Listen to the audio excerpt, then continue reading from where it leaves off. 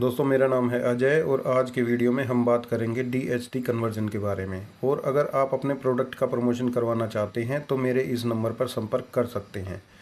दोस्तों, किसी भी स्टीरॉयड के केवल मूल कंपाउंड को नहीं बल्कि उसके फिजिकल इफेक्ट को समझने के लिए हमें उसके सभी एक्टिव मेटाबोलाइट्स को देखना चाहिए। इसमें केवल एस्ट्रोजेनिक प्रोडक्ट ही नहीं बल्कि एंड्रोजेनिक मेटाबोलाइट्स भी शामिल होते हैं। इसे ध्यान में रखते हुए यह समझना महत्वपूर्ण है कि कई एंड्रोजन रिस्पॉन्सिव टिश्यूज़ में टेस्टोस्टेरोन जब डाईहाइड्रोटेस्टोस्टेरोन में कन्वर्ट होता है तो इसकी पोटेंसी या शक्ति काफ़ी बढ़ जाती है। DHT वास्तव में टेस्टोस्टेरोन से लगभग 3 से 4 गुना अधिक शक्तिशाली होता है। यह ह्यूमन बॉडी में प्राकृतिक रूप से पाए जाने वाला सबसे शक्तिशाली स्टीरॉयड है।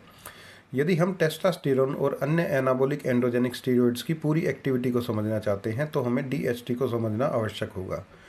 टेस्टोस्टेरोन 5 अल्फा रेडुक्टास एंजाइम के साथ इंटरेक्शन करके डाईहाइड्रोटेस्टोस्टेरोन में बदल जाता है।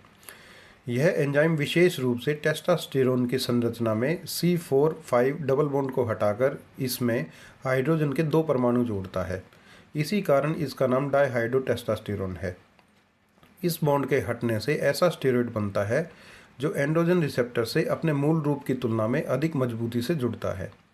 5 अल्फा रेडुक्टास एंजाइम्स प्रोस्टेट, त्वचा, स्कैल्प, लीवर और सेंट्रल नर्वस सिस्टम के विभिन्न भागों में अधिक मात्रा में पाया जाता है। यह शरीर के लिए एक ऐसा मैकेनिज्म है जो शरीर में जहां मजबूत एंड्रोजेनिक इफेक्ट्स की ज़रूरत होती है वहां टेस्टोस्टेरोन की शक्ति बढ़ा देता है। इन एरियाज में बिना DHT में बदले बहुत कम टेस्टोस्टेरोन सीधे रिसेप्टर तक पहुंचता है। इसलिए यहाँ DHT ही मेन एक्टिव एंड्रोजन का रूप होता है। दोस्तों, अब हम बात करेंगे DHT और उसके एंड्रोजेनिक साइड इफ़ेक्ट्स के बारे में। कुछ मामलों में टेस्टोस्टेरोन की यह लोकल पोटेंसी बढ़ना हानिकारक हो सकता है क्योंकि कुछ टिश्यूज़ में अधिक androgenic activity unwanted side effect पैदा कर सकती है।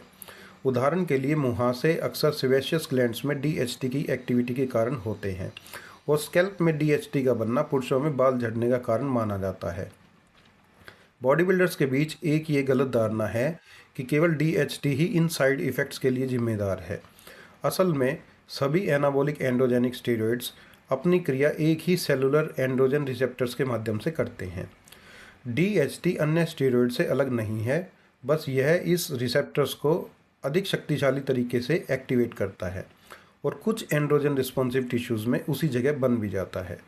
सभी स्टेरॉयड्स अपने रिसेप्टर्स के प्रति एफिनिटी के अकॉर्डिंग एंड्रोजेनिक साइड इफ़ेक्ट्स पैदा कर सकते हैं और इस मामले में DHT की भी कोई अलग विशेष क्षमता नहीं है। दोस्तों, अब हम DHT के फ़ायदे के बारे में भी बात कर लेते हैं। हालांकि DHT के नेगेटिव इफ़ेक्ट्स पर इतना अधिक ध्यान दिया जाता है, लेकिन इसके कुछ महत्वपूर्ण फ़ायदे भी हैं।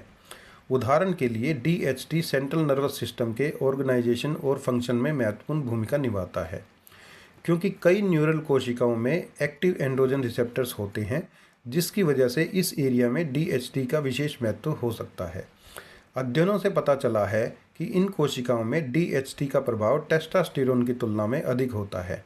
विशेष रूप से पशु अध्ययनों में पाया गया कि टेस्टोस्टेरोन और DHT दोनों ही 3 से 7 घंटे के भीतर न्यूरल टिश्यूज़ में एंड्रोजन रिसेप्टर्स की वृद्धि करते हैं, लेकिन 21 घंटे के बाद केवल DHT ही इस वृद्धि को बनाए रख पाता है।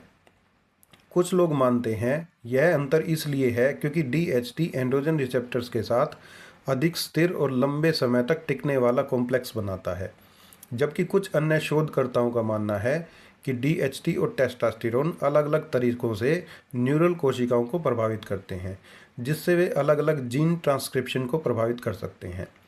सेंट्रल नर्वस सिस्टम और स्केलेटल मसल्स के बीच मजबूत संबंध होता है जिसे कलेक्टिव रूप से न्यूरोमस्कुलर सिस्टम कहा जाता है और जो एथलीट के लिए बहुत ही महत्वपूर्ण है।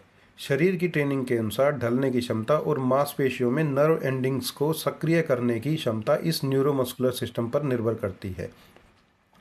यदि टेस्टोस्टेरोन साइकिल के दौरान DHT के निर्माण को रोका जाता है तो यह स्ट्रेंथ और मसल मास के गेन में बाधा डाल सकता है। यही कारण है कि बॉडी बिल्डर्स अक्सर रिपोर्ट करते हैं कि वे जब 5 अल्फा रेडुक्टास इनहिबिटर जैसे फिनास्ट्राइड को टेस्टोस्टेरोन साइकिल में ऐड करते हैं तो स्टेरॉयड की इफ़ेक्टिवनेस कम हो जाती है और कई लोग शिकायत करते हैं कि इस दवा को ऐड करने पर उनकी स्ट्रेंथ और मसल साइज गेन में कमी हुई है। इसलिए इस बारे में यह सोचना ज़रूरी है कि यदि केवल टेस्टोस्टेरोन और एंड्रोजन रिसेप्टर्स ही मसल मास गेन के लिए जिम्मेदार होते तो ऐसा नहीं होना चाहिए था। तो दोस्तों, इसलिए हम DHT को केवल एक साइड इफ़ेक्ट हार्मोन के रूप में नहीं देख सकते। दोस्तों, आज के वीडियो में इतना ही। अगले वीडियो में हम स्टेरॉइड्स के अन्य पहलुओं को डिकोड करेंगे। हमारे साथ जुड़े रहिए और हमारा चैनल लाइक कीजिए और सब्सक्राइब कीजिए। धन्यवाद।